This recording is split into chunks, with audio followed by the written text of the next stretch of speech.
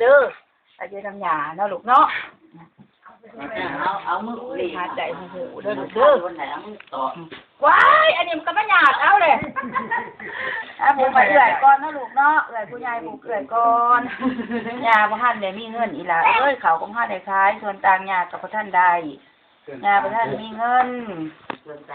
างไปถึงนั้นกองทุนในบ้านเขา โมเมนต์ส่วนต่างคือเขาให้เขาให้เงินค่าต่อเพื่อ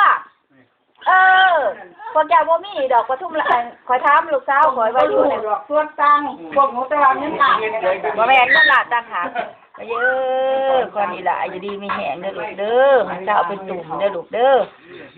ไอเลี้ยงง่ายเบาง่ายพักขวบเด้อลูกเด้อไอ้ลูกบ้านควันยืนมาแล้วเจ้าขึ้นหอดยาก็มาจะโผล่มาเด้อลูกเด้อมาอยู่น้ำยาอยู่น้ำโผล่เด้อลูกเด้อมือตากันสีมันก็ อยู่ดีมีแหงเด้อลูก พู เด้อ ดว่าเขาประกันนั่นราคาย าพระท่านไหนมีเงิน เกินราคาประกันตามราคาประกันก่อนเอาของ คือพ่อลอยได้ผู้นี่ ราคาเฮา ได้เงินกูใช่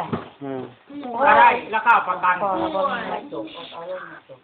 คือจังกูมี3 ใบ คือว่าเขา เมื่อใบมันไปสึกกันอยู่บ่ บ่ได้ เงิน3 ใบไปใส่ใบหนึ่ง เอาจะเรียน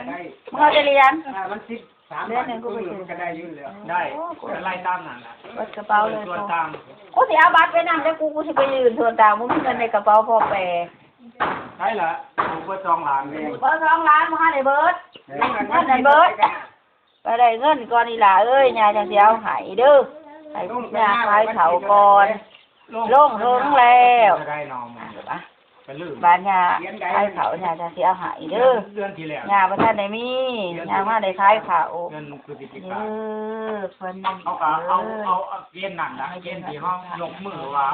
ลงมาที่ว่าเอาในเดือน มีแห้งเอาขายข้าวตัวมีอันนั้นคือเก่งๆเด้อลูกเด้อมีอันนั้นคือเก่งๆเด้ออะไรก็มาอยู่น้ำยาเด้อยายเป็นสาวมาอยู่น้ำยาเด้อ จ้าจ้าหางเลย ยาเขาเขาสิปลูกเอาแนวแป้งแล้วเอิ่นแป้งได้ชื่อไว้เด้อชื่อแป้งมันยา คนไปกรุงเทพก็สิมาอยู่บ้านมัน คน